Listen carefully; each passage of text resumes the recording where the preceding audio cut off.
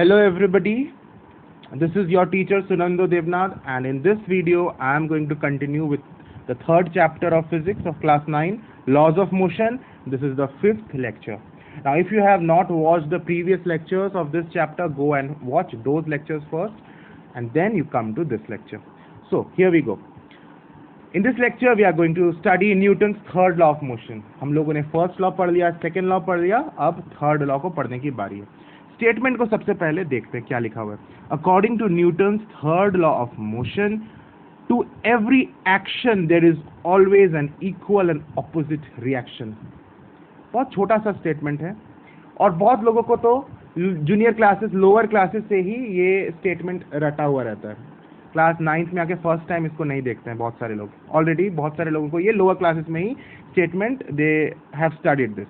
लेकिन जितना इजी इसका स्टेटमेंट है, जितना छोटा इसका स्टेटमेंट है, इसको समझना थोड़ा सा कंसेप्चुअल चीज़ हो जाता है. बहुत लोगों को एग्जाम में पूछा जाए statement of third law of motion, आराम से लिख देंगे to every action there is equal and opposite reaction और फुल मार्क्स लेके आ जाएंगे. लेकिन अगर थोड़ा सा ट्विस्टेड क्वेश्चन पूछ दें, थोड़ा सा कॉन्सेप्ट बेस्ड पूछ दे, तो they will not be able to answer because their concept is not clear and they only know how to vomit on the answer paper. तो ठूस के खा लिया और एग्जाम में जाके उल्टी कर दिया और मार्क्स लेके आ गया. लेकिन जब तुम हायर अपने स्टडीज में जाओगे तब Newton third law of motion का कॉन्सेप्ट अगर क्लियर नहीं रहेगा तो you will be in a tough situation. Now here let us understand, अपना कॉन्सेप्ट को क्लियर करेंगे. If you see the statement, to every action there is always an equal and opposite reaction, there are two important words, very very important. To every action there is an word action. This word, a lot of people has a lot of confusion. लेकिन आज मैं जो explain करूँगा 100% authentic है और trustworthy है, और जो मैं समझा रहा हूँ उसको एक बार समझ जाओगे तो ज़िंदगी में गलती नहीं होगी. To every action there is always an equal reaction, equal and opposite reaction. Action क्या है? बहुत लोगों के मन में जो आइडिया रहता है एक्शन और रिएक्शन का, जनरली एक गलत आइडिया मन में रहता है, एक रॉन्ग इंप्रेशन रहता है. एक्शन का मतलब रहता है कोई काम, कोई एक्शन हो रहा है, मतलब कोई वर्क हो रहा है. लेकिन एक्शन का मतलब यहाँ कोई वर्क नहीं है. फॉर एग्जाम्पल, किसी से भी एग्जाम्पल पूछो कि इस स्टेटमेंट से, कोई बच्चे से अगर पूछो, जैसे मैं तुमसे ही पूछ रहा हूँ, give an example that to every action there is always an equal reaction, तो तुम शायद बोलोगे कि सर अगर कोई दोस्त है, उसने मुझे थप्पड़ मारा तो मैंने भी उसे वापस थप्पड़ उल्टा मार दूंगा. तो उसने एक्शन किया, मैंने वापस रिएक्शन दे दिया. लेकिन ये बिल्कुल गलत एग्जाम्पल है in the context of Newton's third law of motion. यहाँ पे एक्शन और रिएक्शन जो न्यूटन ने यूज किया है, these are actually not the वो काम, थप्पड़ मारना या वापस थप्पड़ मारना. These are not the action which Newton's third law of motion says. Action का मतलब, अब दिमाग में अच्छी तरह से बैठा लो, एक्शन का मतलब होता है force. Only action is force and nothing else. So action is not motion, action is not velocity, action is not acceleration, action is not the action that you are doing. थप्पड़ मारना is an action in English, but in physics it is not action. थप्पड़ मारना, जिस force से तुम थप्पड़ मार रहे हो किसी को, that force can be said an action. So action is nothing but the force and reaction is also the force. अब मैं समझाऊंगा कौन सा फोर्स है, लेकिन इतना जान लो, एक्शन फोर्स होता है, रिएक्शन भी फोर्स होता है. तो अगर फोर्स है तो एक्शन का एसआई यूनिट क्या होना चाहिए? न्यूटन. रिएक्शन का भी एसआई यूनिट न्यूटन होना चाहिए. इतना समझ में आ गया कि action is not the work done, it is not the velocity, it is not the acceleration, it is not the displacement of the body, it is only and only the force which is applied on the body. That is the action, and reaction is also the force which comes as a result of action. और एक चीज बहुत बड़ा difference होता है, action और reaction दोनों simultaneously act करते हैं बॉडी में. What is the meaning of simultaneously? Simultaneously का मतलब एक साथ, एकदम एग्जैक्टली एक साथ एक्शन और रिएक्शन फोर्सेस एक्ट होते हैं. अब मैं इसको डिटेल में अभी समझाने जा रहा हूँ थोड़ी ही देर में. लेकिन इतना जान लो कि साइमल्टेनियसली एक्ट होता है दोनों फोर्सेस। और अगर थप्पड़ मारने वाला एग्जांपल लेते हैं कि तुम्हारा दोस्त तुम्हें थप्पड़ मारा, फिर तुमने उसके बाद उसको थप्पड़ मारा, तो वहां पे भी तो दोनों साइमल्टेनियसली नहीं हो रहे हैं। वो तुम्हारा दोस्त पहले तुमको थप्पड़ मारता है और कुछ देर बाद तुम उसको थप्पड़ मारते हो, तो both the incidents are not taking place simultaneously. तो यहाँ पे भी दूसरा डिफरेंस आ जाता है कि Newton third law of motion तो यहाँ बिल्कुल भी नहीं है। इसलिए अगली बार से कोई तुम्हें एक्सप्लेन करने बोले ना, तो ये बेवकूफ़ी वाला जो स्टेटमेंट है वो मत बोलना। So please do not mind this statement of Sunando sir. तुम लोग मेरे स्टूडेंट्स हो, इसीलिए मैंने इस तरह का हार्श वर्ड कभी कभी यूज कर सकता हूँ। I have that right. So be very careful now, what does action and reaction word means over here. Okay, now let us understand this with an help of an example. The action, एक और चीज, इसको हम लोग इस note को हम लोग अभी थोड़ी देर में समझेंगे। पहले हम इसको एक डायग्राम से समझते हैं। Suppose there is a table and a book is kept on a table. Okay, a book is kept on a table. Now what is the force applied on the table by the book? What is the force applied on the table by the book? कौन सा force लग रहा है? Yes, the book is applying its weight. मैं पहले बताया था ना, wait is a force, wait का यूनिट न्यूटन होता है। तो weight is the force which is applied by the book on the table. ठीक है, तो ये जो फोर्स लग रहा है, ये फोर्स हो गया action. This is the action. The book, the force applied by the book on the table, that force is the action force.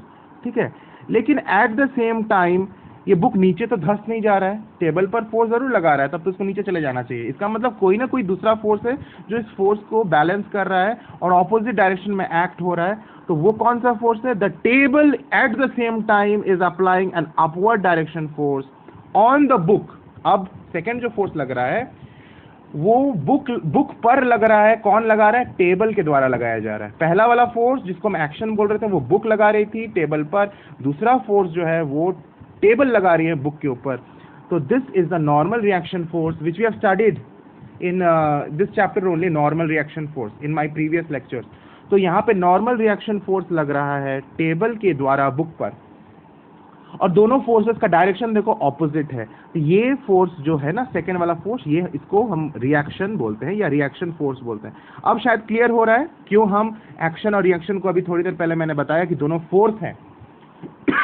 Sorry, okay, understood? So reaction is also force, action is also force. Now both of these forces act simultaneously. ऐसा नहीं कि पहले action हो जाएगा उसके बाद reaction force लगेगा, नहीं, दोनों at the same time simultaneously act करते हैं। ये समझ में आया?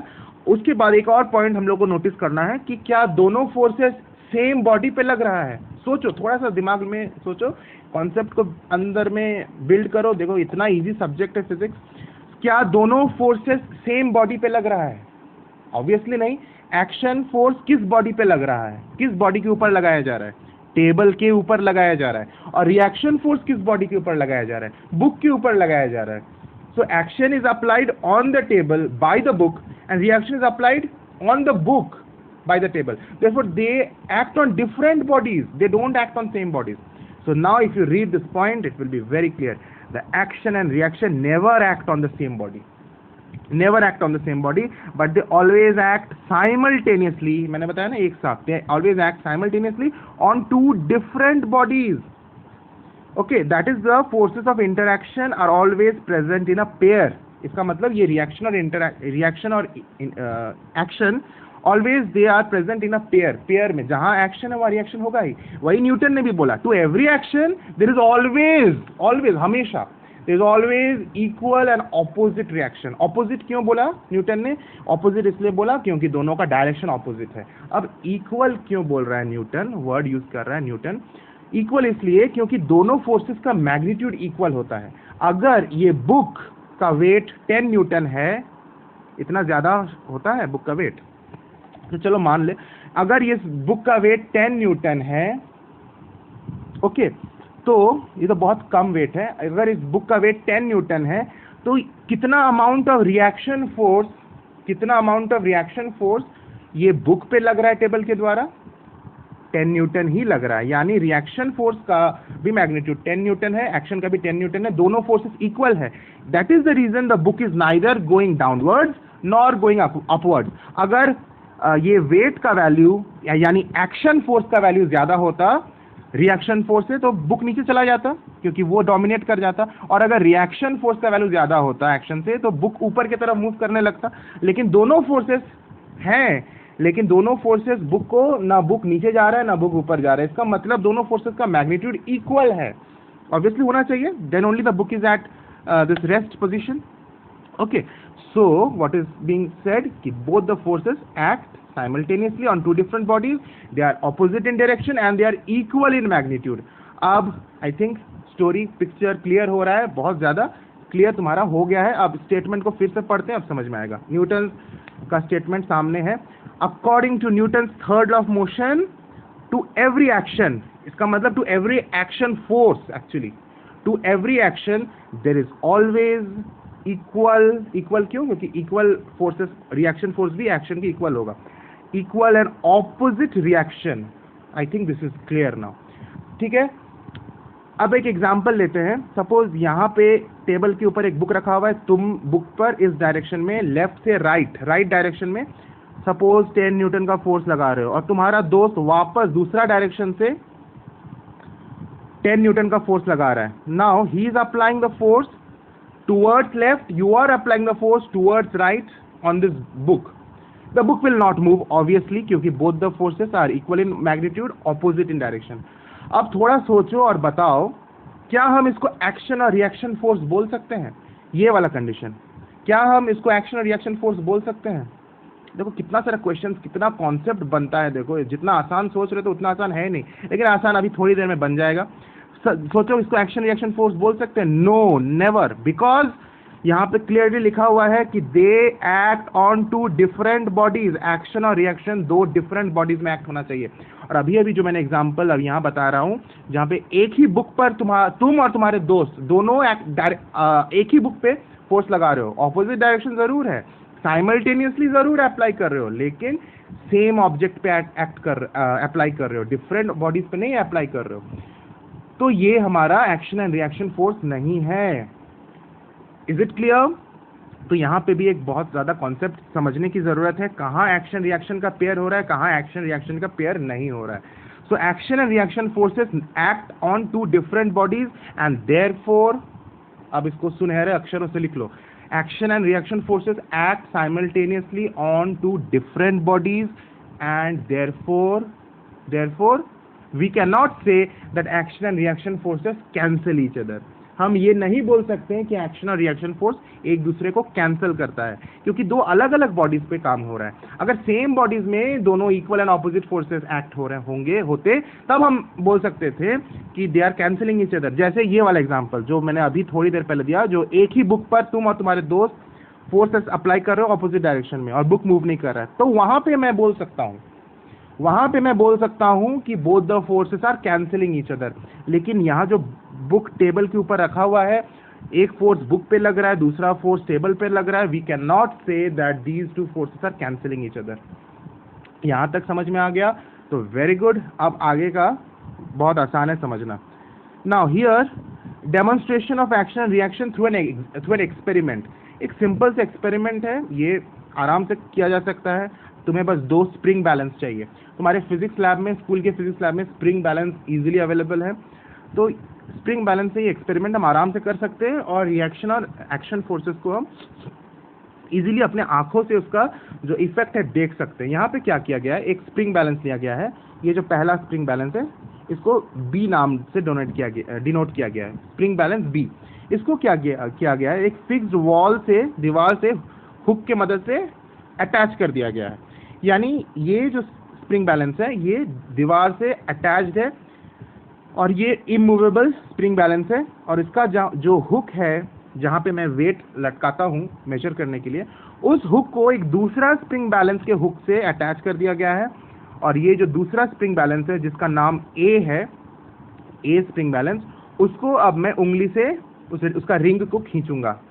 अब जैसे मैं इसको पुल कर रहा हूँ तो मैं एक्चुअली पुल किसको कर रहा हूँ, मैं ये हुक को पुल कर रहा हूँ, तो ये तो ऑब्वियसली दिखना, पुल करूंगा तो मुझे जितना फोर्स से मैं पुल करूंगा वहां पे वो रीडिंग शो करेगा। I am pulling the hook of spring balance B, isn't it? I am pulling the hook of spring balance B, तो when I am pulling the hook of spring balance B, obviously मैंने उसको मान लो 4 Newton force से पुल किया, तो यहाँ पे देखो 4 न्यूटन दिखा रहा है। लेकिन आश्चर्य वाली बात है, अब ज्यादा आश्चर्य वाली बात नहीं रही, क्योंकि तुम्हें पता चल गया है कि ऐसा होने ही वाला है, ऐसा जरूर होगा कि यहाँ पे भी मैं देखूंगा कि 4 न्यूटन का फोर्स इस स्प्रिंग बैलेंस का हुक को भी कोई पुल कर रहा है, जबकि इसे तो मैं पुल नहीं कर रहा हूं। तो ये 4 न्यूटन क्यों शो कर रहा है? ये 4 न्यूटन को किसने पुल किया? ये इस 4 न्यूटन को पुल करने का फोर्स कौन लगा रहा है? This be spring balance, which is also at the same time pulling or creating a reaction force on the spring balance A। मैं पुल कर रहा था, मैं मतलब स्प्रिंग बैलेंस A पुल कर रहा था सबसे पहले B को, तो B को जब पुल किया गया वो एक्शन फोर्स हो गया, इसलिए ये एक्शन है। और एट द सेम टाइम उतना ही अमाउंट ऑफ फोर्स है, यहाँ पे 4 न्यूटन है तो यहाँ पे भी 4 न्यूटन तुम्हें दिखेगा, उतना ही अमाउंट ऑफ फोर्स से रिएक्शन फोर्स भी लगा, which is the force applied bye spring balance B on spring balance A, यानी दोनों साइमल्टेनियसली एक्ट कर रहे हैं and both of them have equal magnitude. दोनों 4 न्यूटन यहाँ पे शो कर रहा है, तो ये बड़ा इजीली दिखता भी है। 4 न्यूटन दोनों जगह मुझे दिख रहा है, ऐसा नहीं कि यहाँ पे 4 न्यूटन यहाँ पे 2 न्यूटन दिखेगा, दोनों इक्वल इन मैग्नीट्यूड दिखा रहा है। तो न्यूटन का जो लॉ है एकदम सही है कि when two forces, rather what we say, to every action force actually there is always equal and opposite reaction force। तो अब फोर्स वर्ड को मत लिखना, क्योंकि ये न्यूटन ने फोर्स वर्ड यूज नहीं किया है, लेकिन he meant that action and reaction are nothing but force. This is clear. तो यहाँ पे कुछ प्रैक्टिकल हम लोग एक्सपीरियंसेस भी करते हैं। अब गोली तो तुम लोग कोई नहीं चलाए होगे, अगर जो सेना के लोग हैं उनसे पूछना, जो पुलिस के लोग हैं जो गोली चलाए उनसे पूछना वो क्या होता है, या फिर मेला में अगर तुमने वो बंदूक से गोली चलाया होगा वो गेम में, तो तुम ये एक्सपीरियंस किए हो कि whenever you are firing a bullet from a gun, then you will feel there is a force, recoil force on the gun। Gun पीछे की तरफ मूव कर जाता है, ठीक है। तो ये क्यों होता है? तुम एक्चुअली तो फोर्स लगा रहे हो बुलेट के ऊपर in forward direction, but at the same time when the force is applied on the bullet, that is the reaction force, but at the same time the bullet also simultaneously at the same time applies an opposite force, equal amount of force in the opposite direction on the gun, and that is the force of recoil and that is the reaction force। तो इतना ज्यादा force लगता है, तो इसीलिए तुम्हारा gun पीछे की तरफ आ जाता है, दोनों का मैग्नीट्यूड इक्वल होता है, and that is what is written over here, force on the bullet is action force and the recoil on the gun is the reaction force। अब एक दिमाग में क्वेश्चन आ सकता है, अगर इंटेलिजेंट तुम लोग सबको ही हो, दिमाग में क्वेश्चन आ रहा होगा कि दोनों का फोर्सेस, सर आपने बोला दोनों फोर्सेस इक्वल है, जो फोर्स इस बुलेट पे लग रहा है वो फोर्स और जो फोर्स इस गन पे लग रहा है दोनों फोर्सेस इक्वल है, तो ये बुलेट क्यों इतना दूर भाग जा रहा है, इतना आगे की तरफ भाग गया, इवन आदमी को छेद करके आगे भाग गया, और ये गन उतना भागा नहीं, गन थोड़ी उड़ जाता है तुम्हारे साथ, गन तो वहीं पे रहता है, हल्का सा झटका पीछे की तरफ लगता है, गन नहीं भाग जाता है इतना दूर, लेकिन बुलेट इतना दूर भाग जाता है, और आप बोल रहे हैं दोनों पर सेम फोर्स लग रहा है, क्या इसका एक्सप्लेनेशन होगा? तो देखो बच्चा, एक चीज कि ये चीज तुम मान रहे हो कि यस बुलेट आगे की तरफ भाग जाता है, मतलब बुलेट में बहुत ज्यादा क्या प्रोड्यूस होता है, एक्सेलरेशन प्रोड्यूस हो जाता है, और गन हल्का सा पीछे आता है, झटका लगता है पीछे की तरफ, बहुत कम एक्सेलरेशन प्रोड्यूस होता है गन में। तो गन का एक्सेलरेशन को मैं सपोज सिंबल से बता रहा हूँ AG, और बुलेट का एक्सेलरेशन को मैं सपोज सिंबल दिया AB, तो AB denotes the acceleration of bullet and AG is the acceleration of gun. तो दोनों का एक्सेलरेशन डिफरेंट है, बुलेट का बहुत ज्यादा एक्सेलरेशन है, वो आगे भाग गया, गन का एक्सेलरेशन बहुत कम प्रोड्यूस हुआ, वो ज्यादा दूर पीछे की तरफ नहीं भागा, लेकिन दोनों पर फोर्सेस इक्वल लगा। क्यों एक्सेलरेशन क्यों डिफरेंट हुआ? क्योंकि एक्सेलरेशन, अगर ये फॉर्मूला हमने पढ़ा था ना, F इक्वल्स टू ma, ये कहाँ पे पढ़ा था बताओ तो? Second law of motion, Newton second law of motion बताया, F इक्वल्स टू ma, हमने डेराइव भी किया था। इसी से हम एक्सेलरेशन को उठा सकते हैं ना, acceleration equals to F by m, ऐसे लिख सकते हैं। तो एक चीज ध्यान दो, ये जो एक्सेलरेशन है ये सिर्फ फोर्स पे डिपेंड नहीं करता है, किस पर डिपेंड करता है? मास पे भी डिपेंड करता है, मास ऑफ द बॉडी पे डिपेंड करता है। और इसमें तुम अगर ऑब्जर्व करोगे, अगर फोर्स सेम है लेकिन अगर मास और एक्सेलरेशन डिफरेंट है, मास अलग अलग है तो हमारा एक्सेलरेशन का वैल्यू अलग आएगा. And their mass and acceleration are inversely proportional. Mass नीचे की तरफ है, डिनोमिनेटर में है, एक्सेलरेशन ऊपर में है.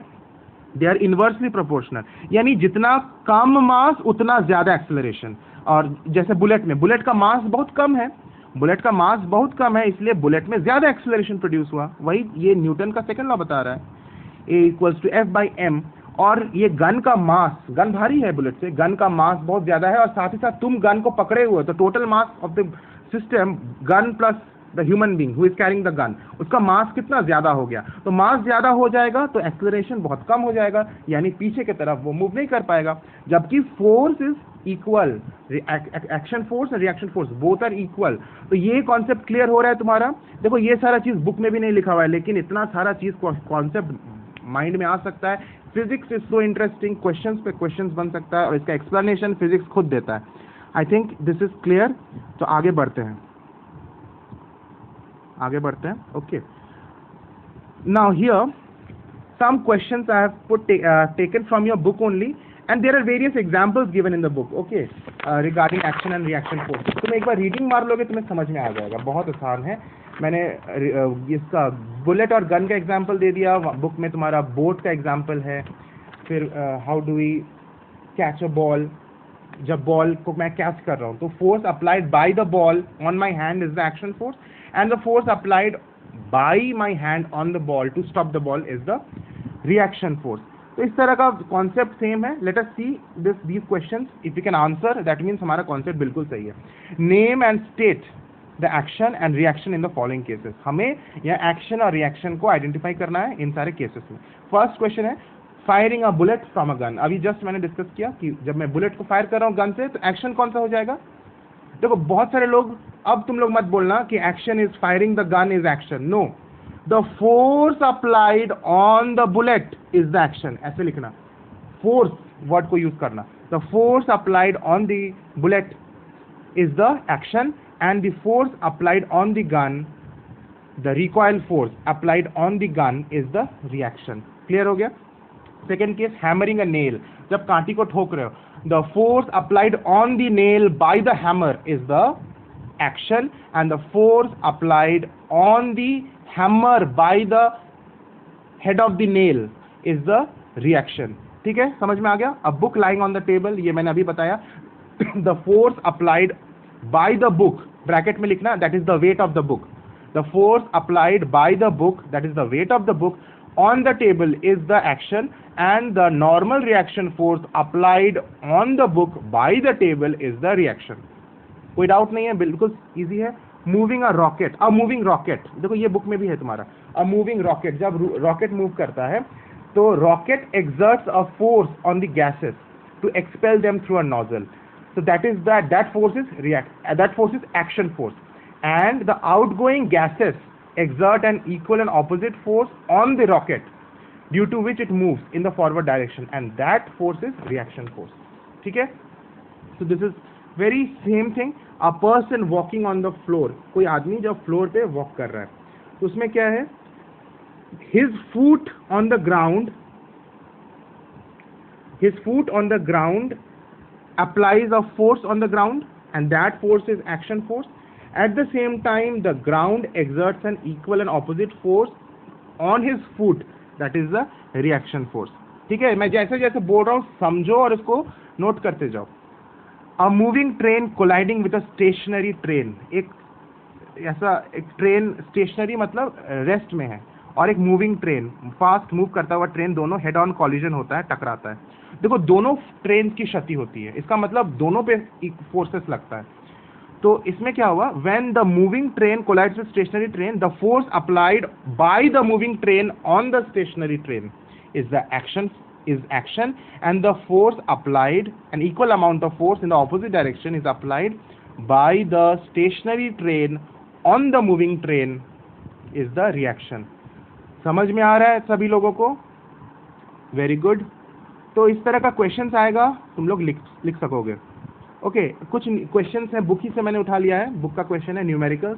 अ boy pushes a wall with a force of 10 newton. एक लड़का है दीवार को धक्का दे रहा है with a force of 10 newton towards east direction में. Now what force will be exerted by the wall on the boy. अब वॉल कितना फोर्स लगाएगा? ऑब्वियसली 10 न्यूटन ही लगाएगा क्योंकि इक्वल होता है, लेकिन डायरेक्शन अब वेस्ट हो जाएगा क्योंकि डायरेक्शन ऑपोजिट हो जाता है. तो ईस्ट में लड़का लगा रहा था, अब वॉल लगाएगा वेस्ट की तरफ. तो what is the action force? यहाँ पूछा नहीं है, but you only decide, you tell me what is the action force. Action force is the force which is the force applied by the boy on the wall, and reaction is the force which the wall applies on the boy in the opposite direction. Next question, in figure 3.14 a block of weight 50 newton दिख रहा है यहाँ पे is hanging from a rigid support by a string. एक धागा से लटका दिया गया है, weight of 15 newton. What force is exerted by block on the string? कितना फोर्स ये ब्लॉक लगा रहा है स्ट्रिंग पर? ऑब्वियसली इसका जितना वेट है, इसका वेट 15 न्यूटन है, उतना ही फोर्स ये ब्लॉक लगा रहा है स्ट्रिंग पर. तो 15 न्यूटन, इसका डायरेक्शन क्या होगा? डाउनवर्ड्स होगा, इसलिए लिखा हुआ है 15 न्यूटन डाउनवर्ड्स, जो कि इसका अपना वेट है. And what is the force exerted by the string on the block? ये स्ट्रिंग कितना लगा रहा है? ऑब्वियसली उतना ही होगा, but direction will be upwards and that is the tension force. I have already explained what is tension in my previous lecture of this chapter. So both the forces, weight and tension, are nothing but the action and reaction. In this case they are opposite in direction and they are equal in magnitude. तो यहाँ बोल रहा है name them and show them in diagram. तो diagram में show करने बोला है. डायग्राम में कैसे शो करोगे? यही डायग्राम को आंसर में बना देना और यहाँ पे एक एरो बना, नीचे की तरफ बनाना, वहाँ लिख देना this action equals to 15 newton downward, और यहाँ पे एक एरो बनाना ऊपर की तरफ, वहाँ लिखना reaction equals to 15 newton upwards. ठीक है, वेरी सिंपल टू अंडरस्टैंड. ये तुम्हारे बुक का क्वेश्चन है और यहाँ पे ये तुम लोगों का होमवर्क है. You please do this homework. Rather जो क्वेश्चंस आज हमने डिस्कस किया वो सब भी होमवर्क है तुम्हारे. जितना क्वेश्चंस को लिख लिख के प्रैक्टिस करोगे, believe me that is the most effective way of studying. सिर्फ सुन लेना, सिर्फ बुक से एक बार रट लेना, रीडिंग करके पढ़ना, ये उतना इफेक्टिव नहीं होता है जितना अपने से कॉपी में लिख कर पढ़ने से, अपना सेल्फ नोट्स बनाते हुए पढ़ने से जितना इफेक्टिव होता है, उसके कंपैरिजन में कोई दूसरा मेथड इफेक्टिव नहीं होता है. सो मेरा ये रिक्वेस्ट है my dear students, please make your own notes. जैसे जैसे मैं पढ़ा रहा हूँ थ्योरी, अपना नोट्स बनाओ और जितना क्वेश्चन मैं सॉल्व करता हूँ ना, सारे क्वेश्चन को तुम सॉल्व करो, किसी क्वेश्चन को स्किप मत करो. ना टुडेज होमवर्क मैं डिस्कस कर दूंगा सारा क्वेश्चन अभी, लेकिन लिखोगे तुम लोग. To move a boat ahead in water, the boatman has to push the water backwards by his ore.